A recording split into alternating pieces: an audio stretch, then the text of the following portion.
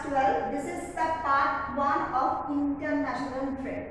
So what is the meaning of international trade? When a particular country engages itself or herself in international trade for the purpose of international trade with other countries. When a country has a trade relationship with other countries, then it is called the country involves in international trade. When the trade limits or boundary crosses the internal barrier and the country takes part with other countries, that is called international trade. After globalization, most of the countries are taking part in the international trade. Okay, understood?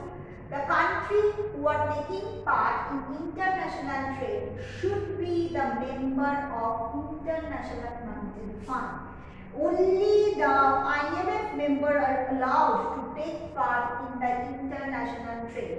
The country who are not the participant of IMF or who are not the member of IMF cannot be the participant in international trade. He cannot take part in the international trade. So he will be tabooed, or he will be not tabooed, but he will not get the allowance. Okay. Now see, I am talking about our country's international trade. India is a democratic country and India has mixed economic system. Now what is this talking about under international trade? First I will teach you this part. It is based on mainly the commercial background, and as the student who are having commerce, they can understand this concept very well. That is the balance of payment concept. Very easy concept. A concept means when a country is engaging in international trade with others countries, so what will happen? There will be exchanges of goods and services among the countries. Okay, so when the India is taking part with other countries, India mostly imported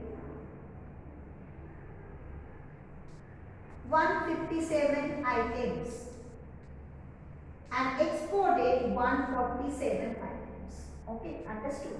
More or less it varies, but today's recent one I have to check. Generally, this is the India, when India is taking part in international trade. Generally, what India generally trades, mainly India generally trades the agricultural product. Nowadays, though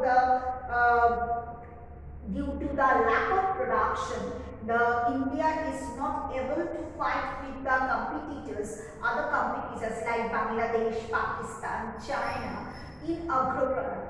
So India is lagging behind in exporting the agro product. Apart from that, there are some agro product what India is exporting. India is, apart from that, exporting software. India is exporting. Okay, also India is exporting spices. India is also exporting canned food. India is famous for that. India export canned foods a lot. Okay, understood. India also export jewelry.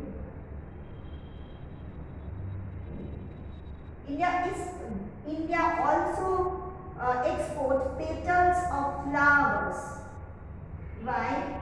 From that the perfume is made. Okay, petals of flower.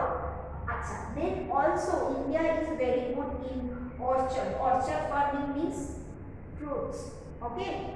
Horticulture means relating with flower, and India is very prosperous in horticulture and in orchard farming. Clear? Understood? So 157 and also 147 item means a huge amount of item. I am talking about the main items, main product. Apart from that, fish they are also exporting. That is the constantly going on. That is not relevant to say, because I have said that sometimes India also with gold. Okay, India exports. Okay, India exports softwares, it is very important. India exports spices, very. India also export teas, also export cashew nut. All very, these are the numerous list. So, okay, so the thing is this, if you go to south, you will see the way they are exporting dried coconuts in the different part of the world, because dried coconut is also helpful for making the handicraft items. Okay, understood. So, and apart from that, many more things India is exporting. And what India is mainly importing nowadays, India is also importing the agro product, agricultural product, rices, rices. I'm talking about the paddy, palms. That's why, because India was one time very much efficient in producing agro products, but nowadays, due to the change in the sectorial composition, the emphasis on the agricultural product has gone down. Because government has already noticed previously, government has been experienced with the fact that the agriculture of India is not a lucrative sector. It is not at all a lucrative sector. India is not able to earn, our government is not able to earn a fair amount of profit from this agricultural sector. So agricultural sector no longer becomes the lucrative or profit making sector. So what government did after 1991, government has made the changes. What changes? That government decided that government will give the engage its fund, means government will give the fund loan and advances those sectors which are productive in nature. So government is mainly investing its fund towards the industrial expansion and also the expansion of the service sectors like bank, insurance. These are also one of the most flourishing sectors in India. And transport communication, so obviously today is the world of communication. With the help of the communication, we know what magical thing is happening nowadays. Okay, now I am talking about the balance of payment. What is the balance of payment? It shows it is a statement which records all the transactions which has been held between the resident country, that is India, and with the rest of the world. So the balance of payment is based on double entry concept of accounting. It has two sides. One is the debit side and one is the credit side.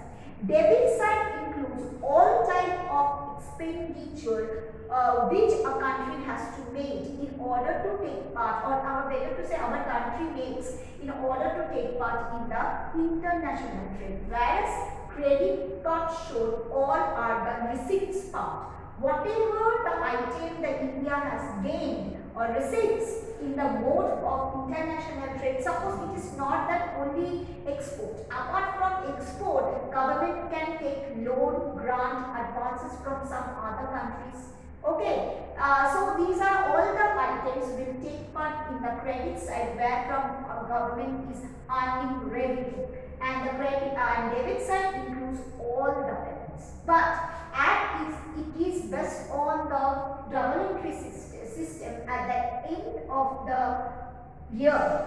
What happened? It is a concept, a theoretical concept. On the basis of theoretical concept, the debit side should match with credit side. Means the total debit item, means a total debit item, sum total of debit should match with sum total of credit, as it is based on the estimation of actually the balance of payment is nothing but the estimation of the debit side and the credit side.